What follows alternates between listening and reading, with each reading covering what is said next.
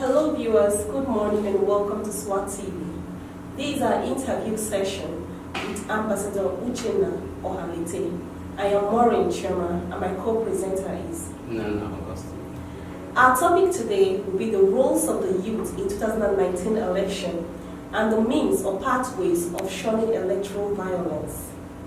Sir, you're welcome. Thank you for having me. So sir, on our topic today, will you tell us what do you think are the roles of the youth in 2019 election? Very important question. But I'd like to approach you by first defining who a youth is.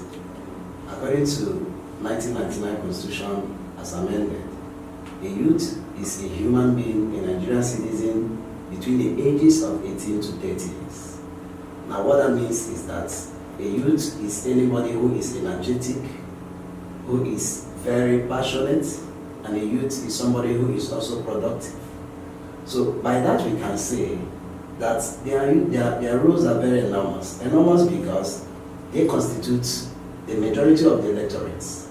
As a matter of fact, as of today, the Nigerian population is estimated to be about 200 population.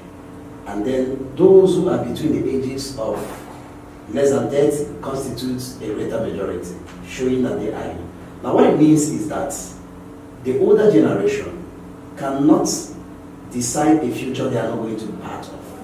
So for us to actually have a free, fair election, especially in these states and in the nation at large, the youth must understand their significant importance as the majority first, and secondly, as the most active workforce, as the most energetic, most vibrant. The role of the youth, amongst other things, is to eschew violence, eschew every act that will truncate the success of 2019 election, given that the success and otherwise of the 2019 election and every election in general depends solely on the youth. And of course, the attendant benefit is the benefit of the youth, the young people. Like I said in my introductory remark, the older generation should not have a business deciding in the future they are not going to be part of. So if we take this into consideration, it then means that the youth should rise to the occasion and ensure that anytime there is a process of election or electionary period, they take charge.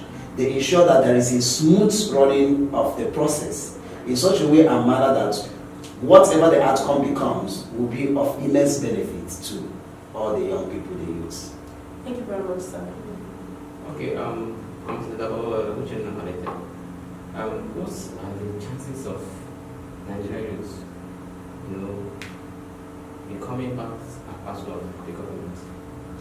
The chances are clear, but then it behooves on us, the youths, to take that chance. Chances are not given, they are taken.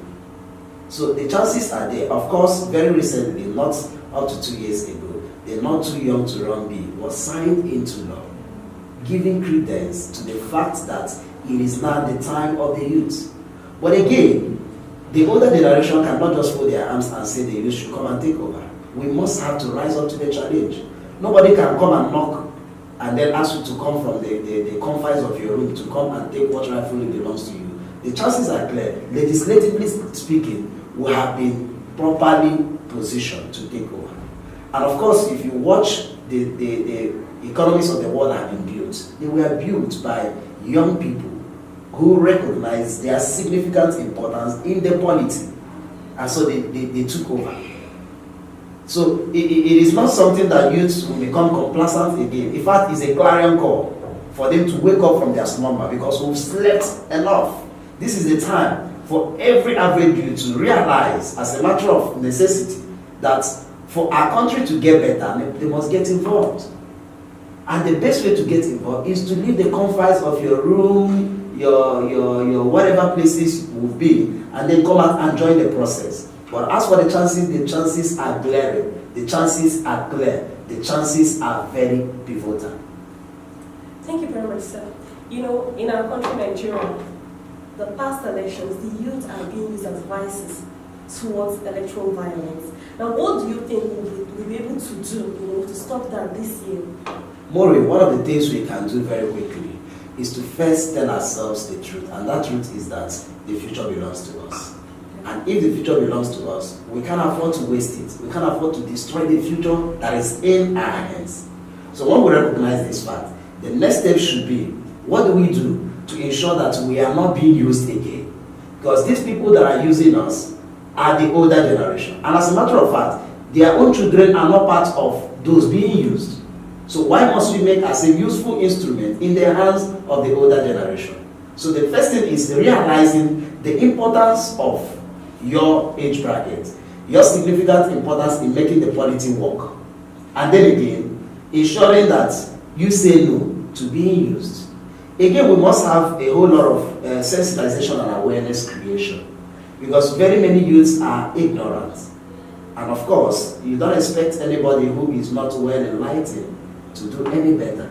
So the best thing we can do at this point is to start reorientating ourselves, start enlightening ourselves, start educating ourselves, as a matter of fact. If you check the statistics of those who have been used, I want to very frankly believe that they are the ones who are uneducated. And that is why some of these older generation, older politicians, are very wise. That's why they deny us education, they deny us empowerment, they deny us every basic amenity, so that we will remain backward, we will remain perpetually a tool in their hands. So it is the time for us to come out from our cocoon and start educating ourselves, start reorientating ourselves, start, giving ourselves the enlightenment that will keep us apart with contemporary best practices, especially when it has to do with our role. Thank you very much. Now, when you talk about being enlightened and being aware, I want to extend this question to our brothers in the north. All those people that, they are seen anywhere, they don't even have the education to think, what will I do? And if these people also use advice, how do you think you can make those people to be aware? How can you enlighten those people? Considering the language barrier, the fact that most of them don't even understand English. And then most of the top people there, they see them as gods. So how do you think these people should be enlightened? First, I'd like to remind that it will take time, okay, especially in this part of the country that you mentioned. But it is not impossible. We must have to take the first step. And the first step is conscientizing them in their language. You say there is a language barrier. We can meet them using their language. We can use their language to permeate them properly. Of course, it's all about opening somebody's eyes to the stark realities of life. There's nobody that doesn't have sense. What we call common sense. When you talk to somebody in a language you will understand better, permeate through his mind and let him understand that the future he's destroying is his future. Let him understand that those of them that they have celebrated over the years are the ones who are the major problems, especially in their suffering condition and state. So that is part of orientation. That is part of enlightenment. Education is not usually, or is not necessarily, formal education, classroom education. When you take a systematic approach towards bringing somebody from a level to a new level, where he will begin to appreciate his environment, appreciate himself, appreciate as a tool what happens in his society, that is education. And that's what we're talking about. It will take time, but it has to take some level of systematic approach, conscientization. People who do truly care should take it as a matter of urgency to work in their psyche, because it's more like a mental thing. Over the years, they've been hoodwinked to think that their state of living is all there is. They've been made to understand that those of them that give them harm should perpetually continue to give them harm. You understand? So there should be some level of conscientization, reorientation, opening their eyes to the stark realities of life, making them appreciate the fact that they are common stakeholders in this country. And so whatever they decide becomes what they get. All right, thank you, Ambassador. Here in Imo State, we have two major governments, Uguta and Ohalete. So what advice do you have for the youth? Because they are the ones that always use of talks and tolerance for election in Imo State. What advice do you have? It's unfortunate that the good people of Ohalete and Uguta, the Oye Kingdom, those we address as Oye Kingdom, has chosen the path of restiveness and the path of violence. Very unfortunate. Teeming youths, very energetic, very productive. But I also want to believe that the reason accounting for that is because they've not taken a stock of how they have fared over the years. You see, there comes a time in everybody's life, especially young people, when you have to sit yourself down and take a stock. Take a stock of your activities. Take a stock of what you've done over the years and ask yourself, how have I fared? What has been the benefit? I think that's the major key thing that our brothers and sisters from Ohaji, Ebema, Oguta extraction should do. But for them to do that, something must trigger it. Of course, that in every society, there's always people who are torch bearers. The enlightened ones should get themselves together and then take it as a matter of commitment and reach back.